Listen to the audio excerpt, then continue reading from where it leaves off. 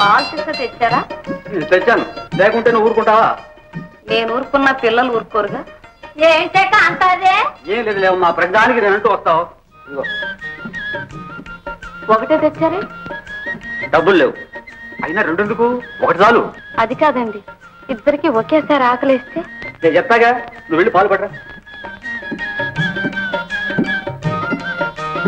ఒరే నాయనా, ఏ నీకు పావు సీసా కావాలనా? అదిరా నా మామూలురా. ఇస్తాను నువ్వు అమ్మా, చేద్దాం రా. నేను మామూలు మామూలు మామూలు ఎలా ఇవ్వు.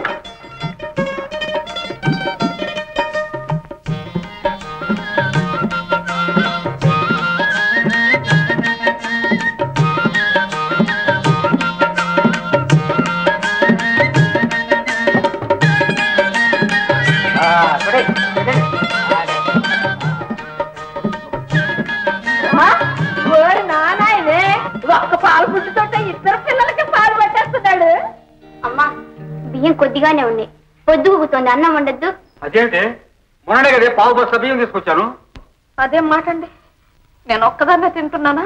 10 కంచాలు వేసేటప్పుడు పావు బస్తా బియ్యం ఎన్ని రోజులు వస్తాయి? నువ్వు వెళ్ళమ్మా, ఆ ఉన్న బియ్యం ఏమండు.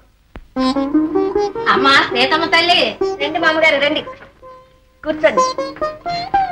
అబ్బాయికి కవల పిల్లలటగా, మాకు మిగిలిందల్లా ఆ భాగ్యమేగా. అమ్మా అయ్యగారితో చెప్పి మా వాడికి కట్ట జీతం రాళ్ళు ఎక్కువ ఇచ్చేట్టు చూడమ్మా. వారికి ఇలాంటి విషయాల్లో సలహాలు ఇవ్వడం నాకు అలవాట్లేదు మామగారు. ఆ మాట నిజమేలే అమ్మా, ఏదో ఉండబట్టలేక అన్నాను. ఏం చెప్పను, మా పాటలు బాలింతరాలకు కాసిన కాపీ నీళ్ళు కాసిపోద్దామన్నా మా దరిద్రపు కొంపలో పాలు చుక్కలు లేవు. దానికే ఉంది, మన ఇంట్లో తీసుకెళ్ళండి. ఆయా ఆయా వద్దులే అమ్మా, ఇంత చేసి మీరు పాలు ఇచ్చి పంపారా అనుకోండి, కాఫీ పొడి కోసం ఎక్కడికి సావను.